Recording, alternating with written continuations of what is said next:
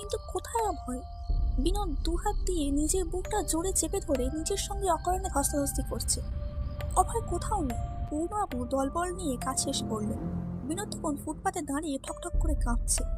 পূর্ণবাবুকে দেখিয়ে তার বুকে বল এলো। সে এগিয়ে গিয়ে বললে, আপনারা অভয়কে খুঁজতে পেরেছেন তো? পূর্ণবাবু তার দিকে ফ্যাল ফ্যাল করে তাকিয়ে রইলেন। হঠাৎ পূর্ণবাবু তাকে বুকে জড়িয়ে শিশুর মতো কেঁদে উঠলেন। বললেন, কই আমার অভয়, ওই দেখো। বলে চারজনের কাঁধে উত্তোলিত একটা খাটিয়ার পানে ইঙ্গিত করলেন। কে একজন বললে, আজ বিকেলে মোটর চাপা পড়ে সে মারা গেছে। বিনোদের সমস্ত গায়ে একটা ঝাঁকুনি দিয়ে উঠল।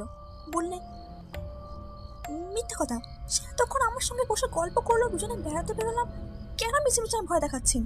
পূর্ণবাবুরা এগোতে লাগলেন। বিনোদ হতভম্বের মতো তেমনই দাঁড়িয়ে আছে।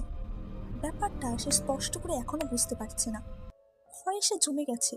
তার কেবলই মনে হচ্ছে পূর্ণবাবুরা কালীঘাটের দিকে ঘুরে গেলেই পাশের গলি থেকে অভয় বেরিয়ে আসবে।